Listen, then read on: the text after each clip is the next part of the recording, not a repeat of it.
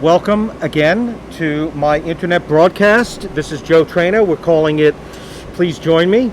And once again, I have the pleasure of hosting Pete McGuinness. Pete and I have worked together for many, many years. Pete is, in my humble opinion, an enormously talented man. He is a musician, trombonist. He is a vocalist. He is an arranger. He has recorded his own records as a leader. He has recorded on many other jazz records. He is a professor at the William Patterson University in, I believe it's in Wayne, New Jersey. And I'm delighted to have him here again because I really want to focus this particular interview much more on what Pete is doing now and what Pete's planning for the future.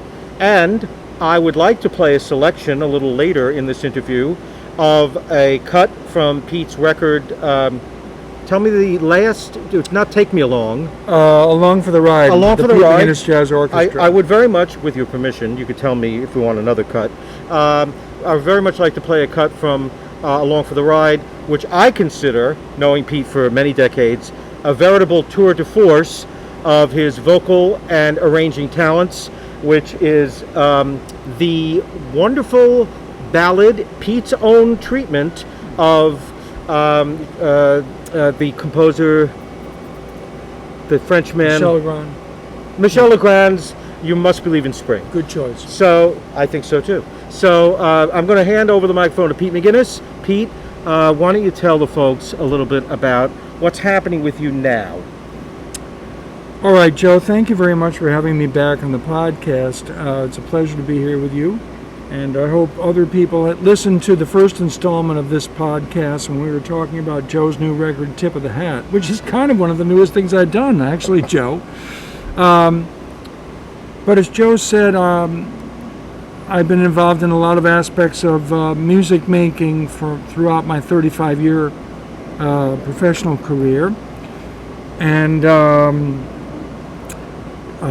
vocalizing as a jazz singer, composing, arranging, band leading, and for most of my career, trombone playing, which I really was the heart and soul of what I did for most of my career.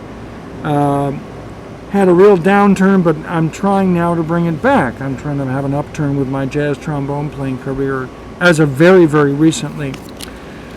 So, of course, we are all living in the world of COVID and lockdown, and gigs are not happening, and performances are almost non-existent. So we're all trying to make do. I would say up to the moment that the lockdown happened, however, I was involved in some things that I'm very proud of. I had a working New York big band, the Pete McGuinness Jazz Orchestra. We did perform our CD release engagement for my newest record called Along for the Ride on Summit Records at Birdland. That was back in May of 2019. So that was a big promotion behind that big band record that I made. I'm also involved in a relatively new jazz vocal group called the Royal Bopsters. It's 4 singers and a jazz trio behind us. I took over the role of the tenor chair in this group from Darman Meter, who is the tenor in the New York Voices. Apparently, it was kind of difficult for him to be in 2 groups simultaneously. So much of my focus musically, besides the big band, has been involved with this vocal group called the Royal Bopsters. We just finished a record, which is coming out November 13th of this year, 2020, on the Motema record label. There'll be a big PR and radio campaign behind that. I sing on the record, of course, the tenor chair. I write several of the arrangements along with my colleagues. We all scat. We all know about the art of vocalise, which is something that John Hendricks of Lambert, Hendricks and Ross is famous for. And that's one of the focuses of this group. We're kind of a modern version, if you will, of Lambert, Hendricks and Ross. We're also joined on this record by Sheila Jordan, the iconic bebop singer, and we've done numerous gigs with her, including headlining at Newport, the Newport Jazz Festival last summer, August 2019. So it was primarily the Royal Bobsters, and Sheila was a guest for a few cuts. So this group is going to take off, I think, and I'm very, very proud to be a part of it, since singing is becoming more and more of my life. Since trombone has become problematic due to what is known as it's a neurological disorder called focal dystonia. It makes playing the instrument very difficult. The muscles of the face act inappropriately, but I am having a coach, and after 45 years of playing trombone, I do not want to give up, and I just started playing again. Very slowly I'm coming back and hope to play professional gigs again soon, if I can figure this out. But the Royal Bobsters is a big deal. I hope people will pay attention to it. We're trying to be the next Manhattan Transfer, the next New York Voices, the next Take Six. Look out for us. I'm very, very proud of this group. As Joe had mentioned, I'm a full-time professor at William Patterson University. I'm the professor of jazz composition and arranging, and I teach other classes as well at the university, one of the best schools in the country, if I may say. I'm very, very proud to be associated with this program, which is headed up by Bill Charlap. Very, very important jazz pianist and band leader. All those recordings with I can't even begin to think of all the people he's recorded with. Tony Bennett, yeah. Especially the Grammy-winning album they did together. So he's a heavyweight. Everyone on our faculty is a heavyweight. I'm super proud to be there. And I have dreams of making my next big band project, which will include, at least on one cut, a full studio orchestra with myself singing and featuring Bill Charlap on piano as well, at least for one cut of the next record, which I see coming down the pipe in a couple of years. Once, of course, this crazy COVID world is over, people can actually join together in a studio, large numbers of musicians. Joe, I will tell you, I'm very grateful we were able to do your record in January of 2020 before the COVID hit. On the cusp, right? Yeah. So that's kind of what's happening for me, and I hope to keep doing things with not just my own projects, but with the Royal Bobsters going forward. Now, you have to forgive me, the Royal Bobsters, you've made a recording, yes? Yeah, we finished a recording. It's coming out November 13th on the Motema record label. Okay, and that'll be available in the usual places, yes? Everywhere, yeah. Okay, where do you see this music possibly going? I gotta tell you, it's really hard for a young jazz musician to figure out their way in life right now because of so many things that have happened. If this were 1955 and you were a jazz artist, a young person trying to start out, it's like, a better analogy would be a tree going in different directions with many branches. In the early days of jazz, there were less branches. Not to say they were less quality. To say Louis Armstrong is an early branch of the tree does not mean he's less important than a higher branch of the tree that's later in history. But now, so many things have happened and so many possibilities are possible. There are musicians in New York City that play the music of Louis Armstrong actually for a living. I think of people like Jordan and Randy Sankey, some of the cats that play what we call the trad style. You're familiar with Mike Davis at all? The trombonist. Is it trombonist? I thought trumpet player does the Big Spiderbeck. See, that's what I'm saying. And Bria Skonberg, the trumpet player. Right. My point being, there are ways for people to go all the way back to the trad thing. If you're very good at it and you can project love in it, you can make a living doing it. But there are so many branches to this quote-unquote jazz, whatever that means anymore, tree, right. That, you have groups like the Bad Plus, or you have, even the pop, pseudo-pop groups like the Roots, and then what do you even call them? They cover so many bases. I wouldn't even call them a pop group. The tree has so many branches now of quality. The jazz tree, the blues tree, the African American tree, the pop tree, the jazz pop tree, all the hybrids. Then in the year 2020, I cannot answer that question, because you talk about a cat you just mentioned who's making a living playing traditional style, older school jazz, and then some of the really cutting edge modern cats who are playing funky stuff or really out stuff or crossover stuff or minimalism stuff. I mean, there's no end to it. It's a matter of taste. So that this word jazz has morphed into 100 different things. I remember Maria Schneider's music, that's a good person to point to, because she's got her fingers in lots of pots, if you will. She's probably the most important jazz composer, arranger, and band leader in jazz. And I think it's marvelous that it's a woman, frankly, because this was such a male-dominated field for virtually the whole thing, unless you were a singer. Virtually, that was it. It's become much more fair-minded in that way, and there's so much talent all around. And for a woman to be the number one, year after year, most praised composer-arranger is quite remarkable. And hats off to her. I know Maria for years. We're old pals, went to school together, played in her band a lot. And her music goes into a million directions. I mean, she started off as a swinger like a lot of us do in the 80s. I went to school with her, studied the same people. But then, she discovered the world of Spanish music, Brazilian music, flamenco music, orchestral music, especially like American composers like Aaron Copland, maybe. I mean, she knows it all, though. She's familiar with Stravinsky and modern composers. So the thing is, someone like this, who's moving big band, jazz orchestra now, call it a jazz orchestra, can't call it a big band, music into a more modern world that encompasses classical music and world beats. There really is no telling what's possible. I think, really, an artist is going to get their following.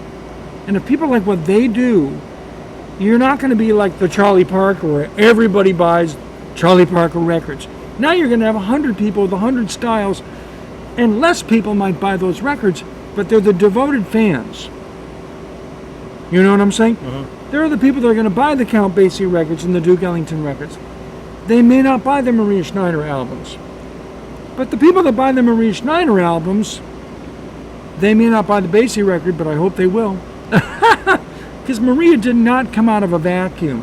And right. She'll probably be the first person to tell you. Yep. She came out of a continuation from other people that have been pegs along the way, and a lot of young people and young composers and musicians forget that. They forget this is a continuum. Right. So I cannot answer the question about where it's going, because it's changing every year. The branches of the tree are getting more and more branches, and they're spreading out in more directions. Who knows? Do you think that because the nature of the internet and how accessible and easy it is to make music, that people value projects differently now than they used to? It's Caroline Voigt, by the way, our producer, asking the question. There's something to be missed by not seeing a group live. Right now, in the COVID world, where we can't see live performances very much unless it's streaming or something like that, and it's still visual, it's still not the in-person experience. So I think that the inability of a person to see human beings on stage performing live, they may not think that it's all that different until they're actually sitting in that seat in the Village Vanguard or whatever venue. It's very different. It's totally different. Psychologically, you are watching a human being 20 feet in front of you take a breath, close their eyes, blow into a horn. It's extremely different. So the online thing, it's a little two-dimensional for my taste. I mean, the idea of being able to see someone live and seeing a band live is life-changing. It really can be life-changing, especially when you're up front. I got to tell you, as a jazz trombone player, I got to see J.J. Johnson play his last performance, one of his last performances, the months before he died. And I sat about 6 feet in front of him at the Village Vanguard. I got in the front table. J.J. Johnson is one of the great jazz trombone players of all time. And I'm a trombone player, so I'm sitting 6 feet in front of J.J. at the Vanguard. And he's about to die. I mean, he died months later. And I'm looking up into the bell of that trombone and watching his slide his slide came like 2 feet from my face at certain points because I was sitting in the front table. It wasn't dangerous or anything. But my God, I was like, I am in the company of greatness. Wow. The person doing it. And I'm actually hearing the horn play, the actual horn play to my ears in front of me. I will never forget that. Yeah. I will never forget that. Sure. So I don't know if I can answer your question right. Well, I think you've answered it. Go see it live once things open up. Oh, That's sure. all right, man. And I think you've answered it very thoroughly, and I'll speak to it briefly. I too, someone who worked in the live theater, and also have performed live and seen many, many performances of legendary musicians. Of course, you have energy that's being put out, and you have energy that's being put back or sent back to the artist from the audience. So there is really nothing like it, and we all hope that once things settle down again, people will come out again and listen to live music. But I want to harken back to something Pete said before, just briefly, and I say heed the great McGuinness, because when you talk about the tree and where music is going, and going off into many, many different directions, there's always a great quote from an interview with Duke Ellington, where the interviewer asks him, what category would you put your music in? And Duke Ellington was very sly about this. He refused to basically say, well, my music is of this kind of jazz. My music is coming from that particular tradition. He said, I'm in very many categories. I'm in the category of people who like Cezanne. I'm in the category of people who like Beaujolais. You said, I know what you said. In this interview, he said, yeah, you're saying my people. yeah. That was the thing. He was saying, how do you write for your people? Oh, yes. And he said, I know what you're talking. I remember the exact footage you're talking. Yeah, and it was exactly fascinating. right, because he's talking Yeah. about always Yeah, my because- people, right? For my, well, that's interesting. Yeah. Marvelous. Well, yeah. because what he's saying is essentially is that Right. it's human nature to describe something that essentially is not a chair, a table, to say, well, what do you think of it? What is it like? So you try to use all sorts of adjectives. What does it mean to you? What's out there in the world that speaks to it? And you really want to try to avoid that if at all you can, because it's what it means to you. Sure, it may be part this, it may be part that, but essentially when you try to put something in a box, you're not doing justice to it. Now I'm going to kind of end this interview with Pete. Very informative, always educational. I love to hear him talk. I always learn something. I want to talk about, though, the arts in general. These are, as Pete and I have discussed, and I've discussed it with other artists, in a way, the dark ages. The arts today in this country are not getting any funding of any note from the federal government. Unfortunately, it is not a priority for many, many civic organizations. It is not the priority, nor is it funded the way it once was in schools. It's not the community activity it once was. And any great society, I am a fan of history, any great society going back to the Romans, the Greeks, the Egyptians, has always stressed a very strong emphasis on the arts.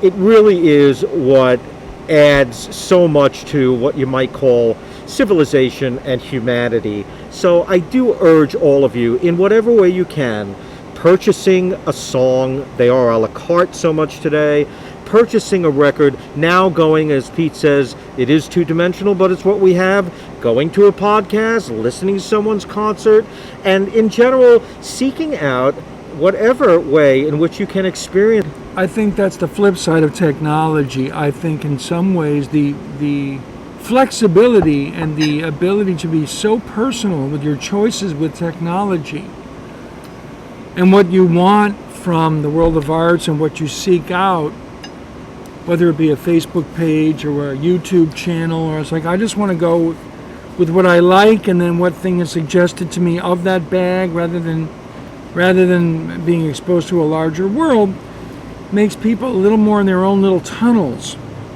I remember my dad was a DJ in the late 50s, early 60s, and he was forced to play a variety of popular music. Some of it corny, some of it really hip. So the average listener had to hear like Patti Page singing "How Much Is That Doggy in the Window," while at the same time they might hear it's like Duke Ellington on AM radio. Everybody heard a wide swath of art.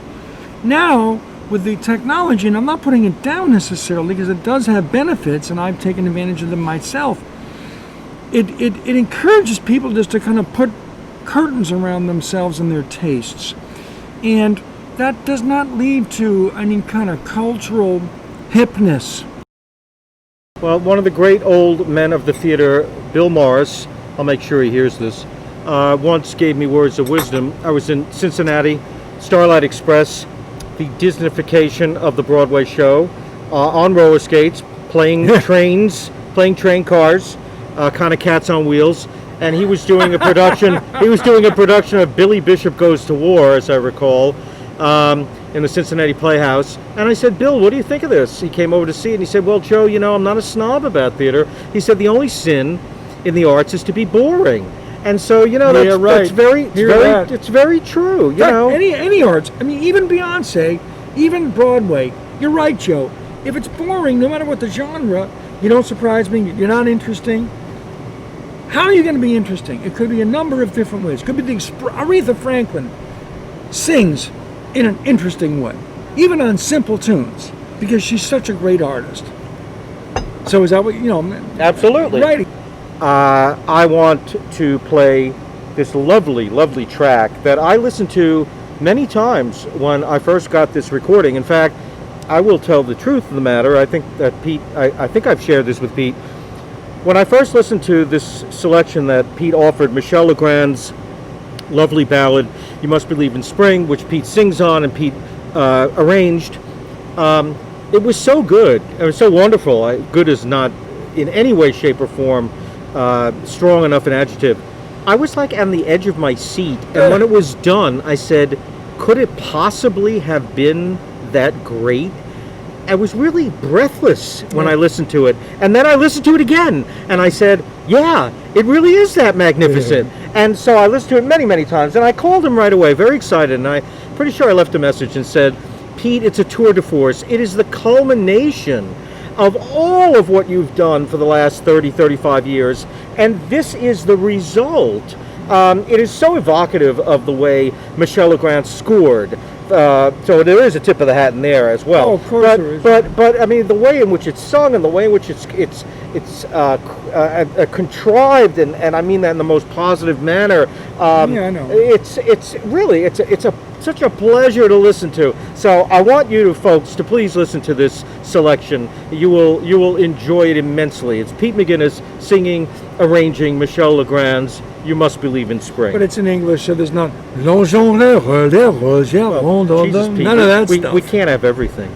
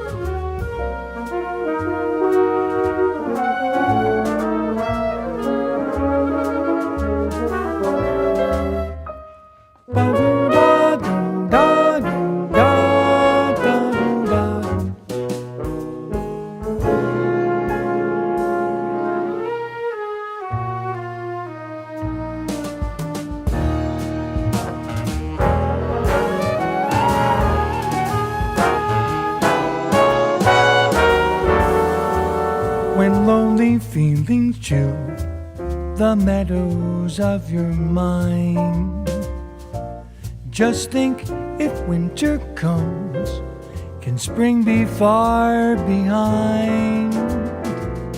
Beneath the deepest snows, the secret of a rose is that it merely knows you must believe in spring. Just as that tree is sure its leaves will reappear, it knows its emptiness is just a time of year. The frozen mountain dreams of April's melting streams, how crystal clear it seems you must believe in spring. You must believe in love and trust that it's on its way. Just as that sleeping rose awaits the kiss of May, so in a world of snow, of things that come and go, where what you think you know you can't be certain of, you must believe in spring and love.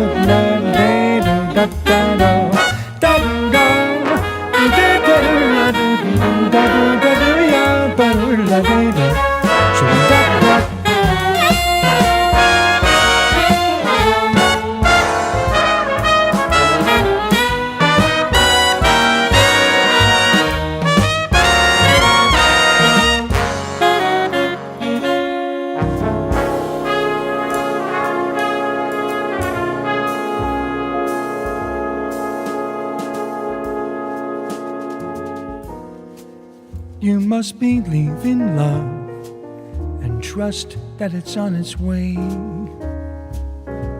Just as that sleeping rose awaits the kiss of May. So in a world of snow, of things that come and go, where what you think you know you can't be certain of, you must believe in spring and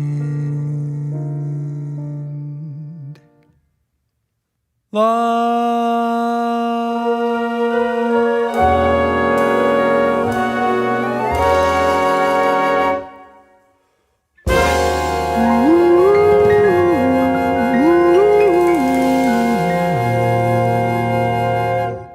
I want to thank Pete McGuinness, of course, for returning and being a gracious guest.